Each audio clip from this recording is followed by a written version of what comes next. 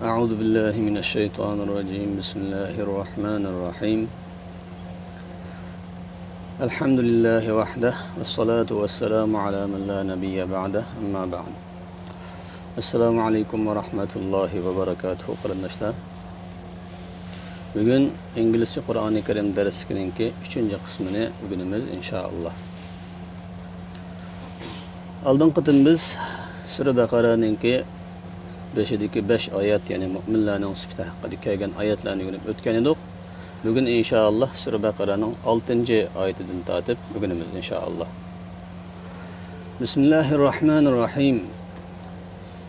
İnnellezîne keferû sevâun aleyhim e'enzertehum em lem tunzirhum la yu'minun.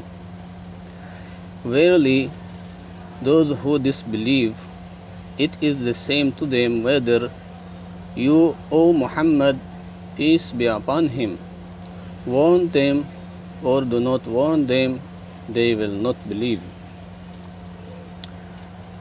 Hakikaten kafir boğan kişiler, disbelieve yani inkar kılış degan ma'noda.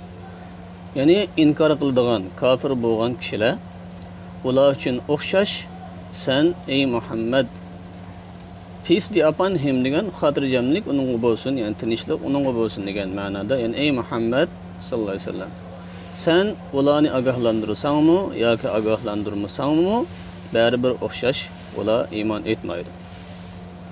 Vadir degan yani o'xshash, unda qilsangmi degan ma'nolarda ishlatiladi. Bu ko'pincha qo'shimcha ma'noni uqtirib berdi.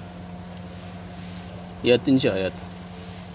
ختم الله على قلوبهم وعلى سمعهم وعلى أبصارهم غشاوة ولهم عذاب عظيم. Allah has set a seal on their hearts and on their hearings. They are closed from accepting Allah's guidance, and on their eyes there is a covering. Theirs will be a great torment. Allah bir mühür tamgını besib etdi. Set degan yani qo'rmoq, o'rinlashtirmoq degan ma'noda. Allah ularninki yuraklariga va ularninki hearings yani anglash iqtidorlari, quloqlarga Allah tamgı besib etdi, pechat besib etdi. Yani ular to'silgan, close degan taqib etmek, to'sib etmek degan ma'noda. Ular Allah'ның hidoyatini qabul qilishdan to'silgandir. Va ularning ko'zlarida parda bordir. Katta bir azap ularning bo'ladi. Torment degan azap, jazo, qiyin qistoq degan ma'nolarda, ya'ni katta azap shularga keladi. Ya'ni demak, yuqorqi 2 oyatda Alloh subhanahu va taolo Allohning birlik borligini inkor qilgan kofirlarningki buning oqibatini Alloh subhanahu va taolo bayon qildi. Tuvandagi bir necha oyatda Alloh taolo 3-chi bir tur bo'lgan munofiqlar haqida Alloh taolo so'zlaydi. 8-chi oyat. وَمِنَ النَّاسِ مَنْ يَقُولُ آمَنَّا بِاللَّهِ وَبِالْيَوْمِ الْآخِرِ وَمَا هُمْ بِمُؤْمِنِينَ. And of mankind there are some hypocrites who say we believe in Allah and the last day, while in fact they believe not. Ve insanlardan bazı kişiler var. Yani hypocrites degan munofiqlar borki, aytadi biz Allohga ishondik ve ahirki gün yani kıyamet günüge işendik deydi. Ve halenki ameliyette ula işenmeydi. يُخَادِعُونَ اللّٰهَ وَالَّذ۪ينَ آمَنُوا وَمَا يَخْدَعُونَ إِلَّا أَنفُسَهُمْ وَمَا يَشْعُرُونَ. Bu 9. ayet. They think to deceive Allah and those who believe, while they only deceive themselves and perceive it not. Ula o'ylaydi Allah'ni aldashni ve iman etgan kishilar müminlarni aldashni o'ylaydi va halanki ular faqat o'zlarini aldaydi ve uni his qilmaydi. Ya'ni o'zini o'zi aldayotganligini bular o'zi his qilolmaydi, bilinmaydi. 10. oyat. Fi qulubihim maradun fazadahumullahu marada ve lehum azabun alimun bima kanu yakdibun. In their hearts there is a deceit of doubt and hypocrisy, and Allah has increased their disease. A painful torment is theirs, because they use it to tell lies. Ularning qalblarida bir kasal bor, ya'ni gumon va munofiqlikdan iborat kasal bor. Va Alloh ularningki kasalini kuchaytiribdi. Increase degan ziyoda qilish, oshirib o'tish degan ma'noda. Ya'ni ularning kasalini Alloh kuchaytiribdi. Bir og'ritquchi alamlik azob ularning bo'ladi, ularning yolg'on aytganligi sababli. Because degan chunki sabab degan ma'noda keladi. Ya'ni ularning yolg'on so'zlaganligi sababli katta azob ana shu munofiqlarga bo'ladi. Alamlik azob shularga bo'ladi. 11-oyat. Wa idza qila lahum la tufsidu fil ardi qalu innama nahnu muslihun.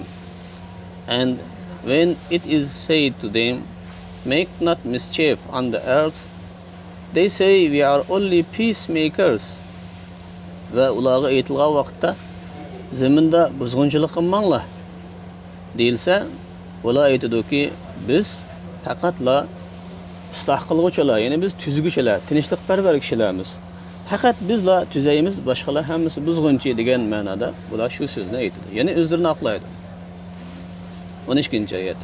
Ala innahum humul mufsiduna walakin la yash'urun. Verily they are the ones who make mischief, but they perceive not. Haqiqatan verily degan, ya'ni haqiqatan jazman degan ma'nolarda ular buzg'unchilik qiladigan kishilar ana shulardir. Lekin ular his qilmaydi. Ya'ni o'zlarining o'zlari buzg'unchi ekanligini ular his qilmaydi o'zlarining xayolicha. Ya'ni biz to'g'ri ish qildik, biz tinchlikparvar deb shunday deydi. 13-oyat. Wa idza qila lahum aminu kama amana an-nas qalu anu'minu kama amana as-sufaha ala innahum humus sufaha walakin la ya'lamun. And when it is said to them, hypocrites, believe as the people, followers of Muhammad, peace be upon him, Al-Ansar and Al-Muhajirun have believed. They say, shall we believe as the fools have believed? Verily they are fools, but they know not. Va ularga, ya'ni munofiqlarga aytilgan vaqtida ishoninglar kishilardek, ya'ni Muhammad alayhissalomning aygash kishlari, uningga xotirjamlik bo'lsin.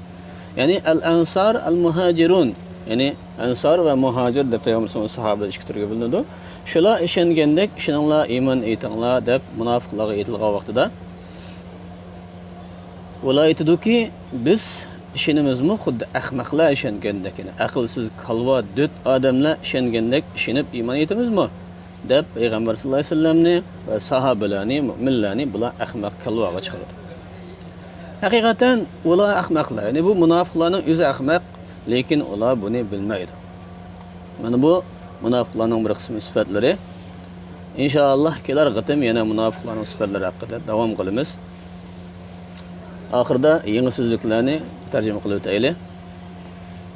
Disbelieve, inkor qilmoq. Warn, ogohlantirmoq. Seal, tamg'a. Accepting, qabul qilmoq. Covering, parda. Torment, azab. Hypocrites, munofiq.